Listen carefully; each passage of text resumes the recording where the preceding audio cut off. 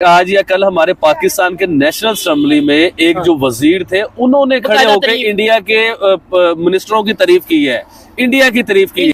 आज भी इंडिया में लोकसभा की सीटें 528 है। जो सीटें मुख्तस थी 54 करोड़ लोगों के लिए, इंडिया ने कहा हमने ओहदे नहीं बांटे, सीटें नहीं बांटी, हमने अपना पैसा बचाना है, अवाम का पैसा बचाना है। आज भी 140 करोड़ उसी सीटों पे बैठे। देखे मोदी जी ने आज तो सारी सीमाएं पार करके उन्होंने मैं हिंदी भी बोलने लग गया हूँ। क्योंकि अभी हाल ही में इलेक्शंस हुए हैं पाकिस्तान के अंदर और किसी पॉलिटिशियन ने कोई लंबा चौड़ा कोई प्लान नहीं था। अभी प्राइम मिनिस्टर ने डिस्कस किया है फ्लोर ऑफ द हाउस के ऊपर जब वो प्राइम मिनिस्टर बने और उन्होंने बात की। अदर देन दैट आपको नज़र नहीं आएगा कि क्या ऐसी इंपॉर्टेंट चीज़ है जो पाकिस्तान के अंदर पॉलिटिकल क्लास डिस्कस करती है। पीपल्स पार्टी को ले लें, PMLN को ले लें, इमरान खान को ले लें। इमरान खान तो वो शख्स हैं जो for the sake of saving is political capital, उन्होंने नरेंद्र मोदी के साथ डायलॉग या जो पता चला था कि वो पाकिस्तान आना चाहते हैं उसको भी उन्होंने वेलकम नहीं किया था। So that is the level of the seriousness of a prime minister of a country at that time जब इमरान खान थे।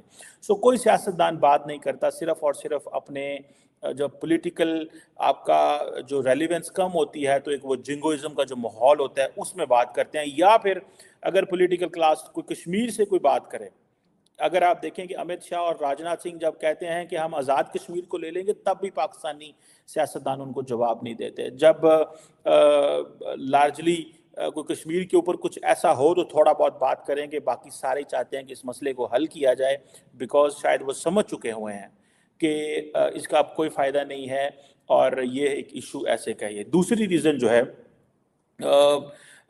पाकिस्तान के लोग भी कश्मीर को भूल चुके हैं। उसकी शायद पहली वजह ये है कि या उसकी ये समझ लें कि पर्सनल रीजंस हैं और इंटरनल चैलेंजेस हैं। इंटरनल चैलेंजेस इतने ज़्यादा हैं कि लोगों को वो जो कश्मीर इशू एंड देन फिर उसके ऊपर defence and security and all that, so largely लोगों को याद करवाना पड़ता है कि कश्मीर भी है, वरना कोई बंदा कश्मीर पे बात नहीं करता। गवर्नमेंट आ गई आखिरकार शहबाज शरीफ साहब की। पाकिस्तान में जो कुछ हो रहा है आपके सामने है, आपके ख्याल से क्या होने जा रहा है? कुछ बेहतरी आएगी या इसी तरीके से जैसे पहले होता रहा है वही सब कुछ होगा? देखिए, मुझे तो लगता है कि इंतखाब हो गए, कानून असासी के मुताबिक सरकार बनी है, इसमें तो दो शक नहीं हो, कोई शक व शुबा नहीं होना चाहिए किसी को। और अब ये देखना है कि PMLN, PPP और MQMP कैसे इस कोलिशन को आगे बढ़ाते हैं।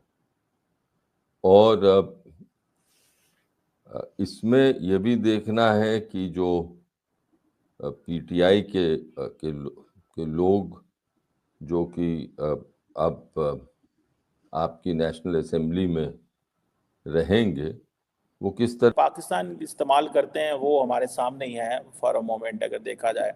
दूसरी इंपॉर्टेंट चीज़, तीसरा इंपॉर्टेंट पॉइंट इसमें यह है कि इंडिया के ऊपर जो कॉन्स्टिट्यूशनल, पॉलिटिकल एंड डिप्लोमेटिक एक विक्ट्री प्राइम मिनिस्टर मोदी को मिली है। First he did a political move just before the elections कि उन्होंने कहा जी कि right after the elections 370-35A remove कर दिया एंड देन भाई उन्होंने कहा मैं जीत चुका हूँ। देन उन्होंने सुप्रीम कोर्ट से ठप्पा लगवाया।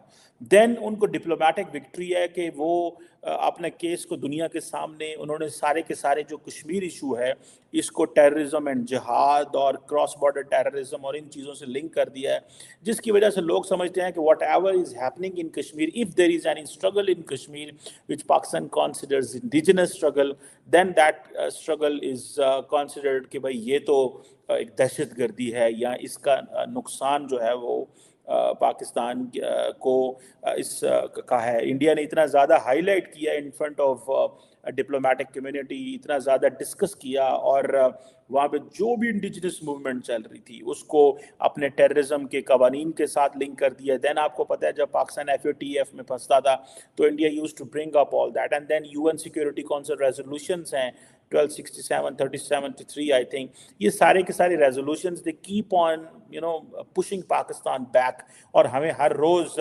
हमें इंटरनेशनल लेवल पे उन्होंने अपना अपना केस जो डिप्लोमेटिक केस था वो जीता। And then doctor Jaishankar, he has a very big voice, उनकी बहुत बड़ी आवाज है, big voice, knowing that he is a foreign minister of 1.4 billion people, he speaks very good. And कोई पाकिस्तान का फॉरेन मिनिस्टर उस तरह नहीं है जो उस तरह दुनिया के सामने पाकिस्तान के केस को लेके चले और दुनिया को बता सके कि नहीं, पाकिस्तान ये दहशतगर्दी नहीं है, या अपना मौक़िफ़